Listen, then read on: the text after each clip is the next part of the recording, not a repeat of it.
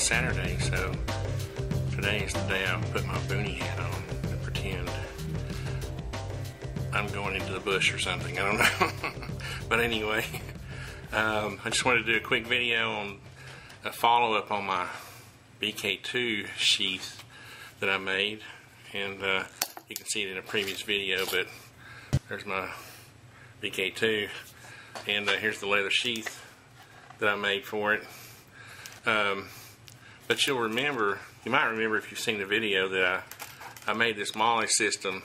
I built that into the back of the sheath because I wanted to be able to attach it to my Maxpedition backpack. So I'm going to MOLLE that on here, and I'll show you how I'm going to do that. And I have this webbing is not really the best. This is that cotton type reinforced, but it's all I have right now, so I thought I would just throw it together and see how it works out, and I'll replace it later. But it's just to show the concept of what I want to do with this sheath. So let me get the camera set up and I'll show you. You can see here what I did was when I made the leather back to my sheath, you know, like I said, I built into it this MOLLE system here, and basically I made sure that it was going to line up with my, you know, the MOLLE system on my pack. So what I'll do now is I'm going to attempt to attach this because this leather is really stiff and it hasn't been worked much. So we'll see. We'll just give it a try and see how it works out.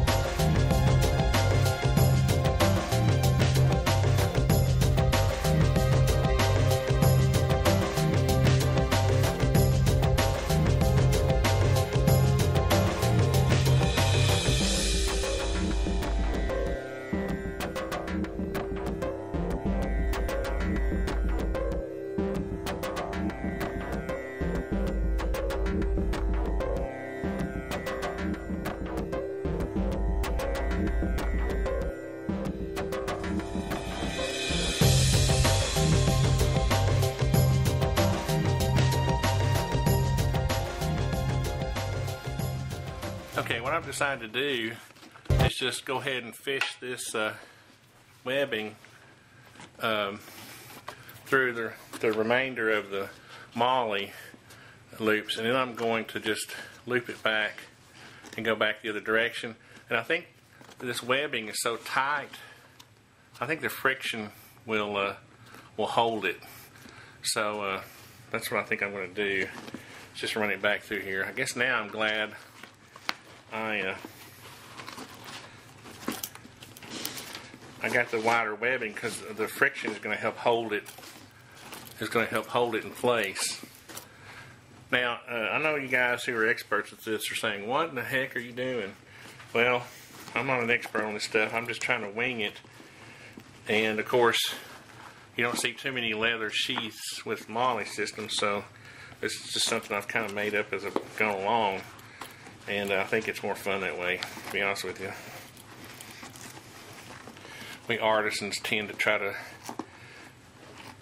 dream and think as we go on this stuff. Visualize it. So you can see. I think I'm gonna have enough friction to where I can just cut this off right here if I can find a sharp knife.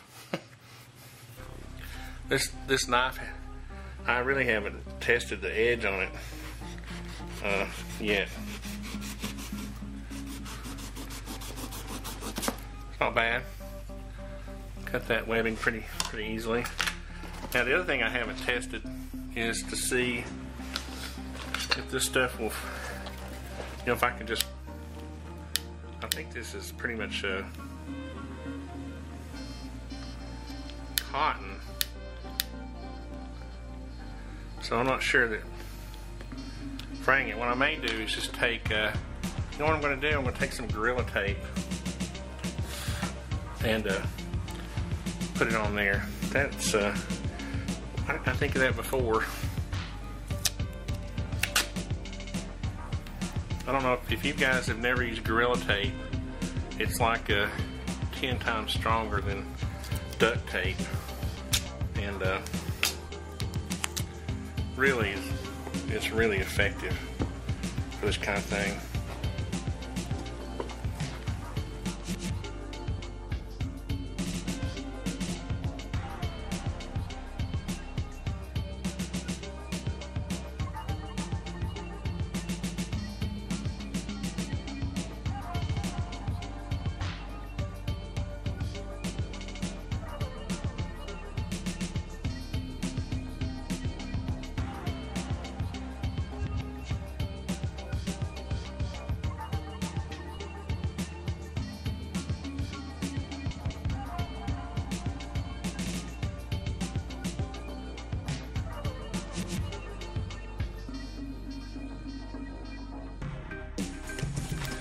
Now all we have to do is address this end.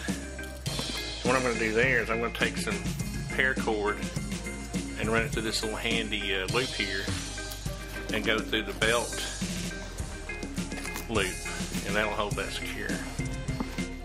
Okay, I'm mad at myself because I run out of paracord and I found this water bottle that I can wrap it around, and so now I'm going to have to give up. I even made this little loop on hold it on my pack. So now I'm going to give up some of my wrap. So what I'll do is I'll just pull this. What I may do is just pull enough off to do this little trick with. So that's what I can do. I can figure out how to do this. Okay. So I just need maybe a little bit.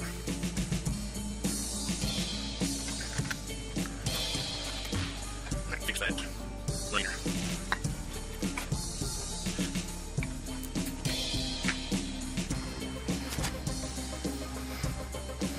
Okay, here we are. Let's see, let's run it through here. Let's run it through this loop first.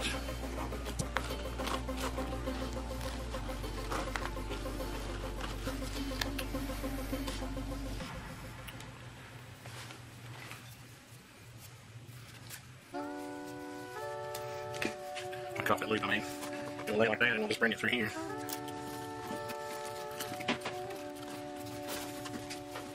And, I have a confession to make, I'm not much of a knot person.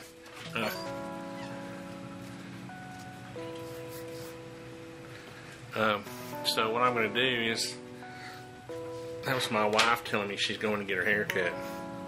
Once again, honey trying to sabotage the videos, but anyway. I'm just going to tie a couple of knots, like a square knot in this thing. Something I was raised, in the country, and we went hunting and fishing, and we always tied knots, but it's just something I never learned. Officially was, the terminology or the naming of the knot. So anyway, I'm just going to tie it on there like that, and I'll give myself a little slack here, and I'll run these ends.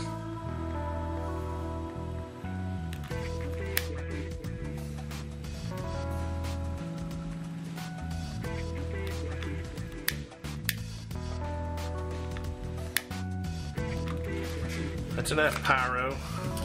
Now, that gets that end. I think that's on there pretty good. So now, this end, what shall we do? I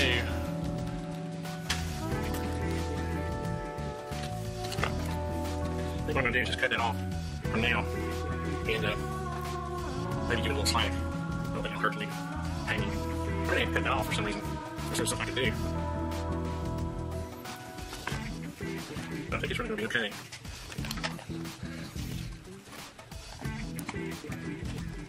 So we get this cut straight.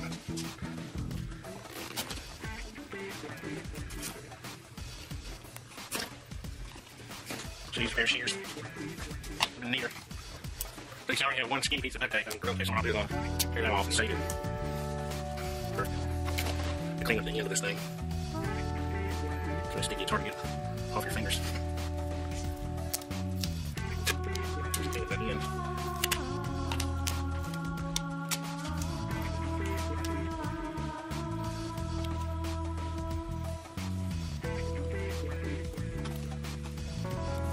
A little uneven, but it's going to be okay.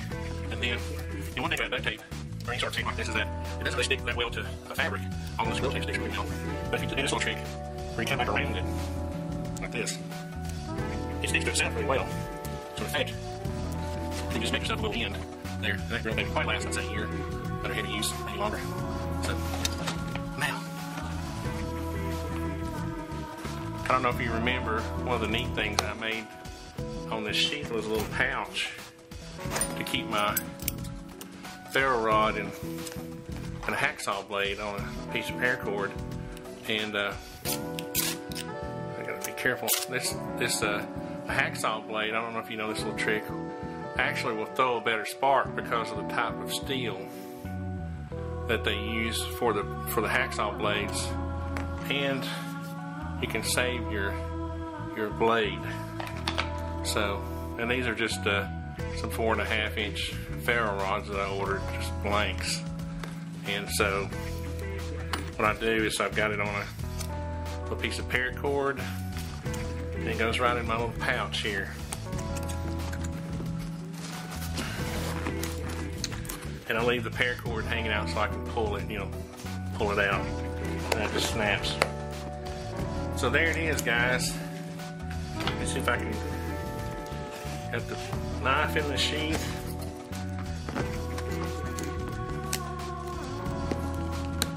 Snap that on, and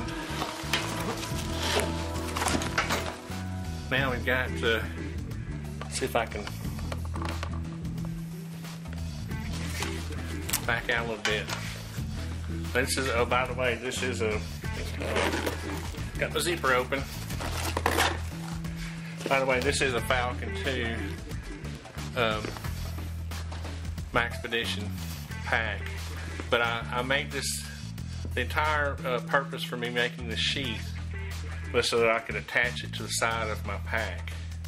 The other thing I'm going to do is on the other side, you've got the same MoShang system, and there I'm going to attach my machete that I modified in another video. So let's see if I can find this sheet. Well, it's around here somewhere. But anyway, I hope you've enjoyed this, guys, and maybe you've gotten some ideas. But now my big BK-2's I've got quick access to it, and it's secured on the outside of my pack, where now I can save all that other storage, for goodies, beef jerky and stuff like that. So anyway, guys, I hope you've enjoyed the video, and I'll see you next. My next little thing is going to be making a hideaway. Let's see, a hideaway holster for my Glock 19. Did I say Glock 19? Where did I get a Glock 19?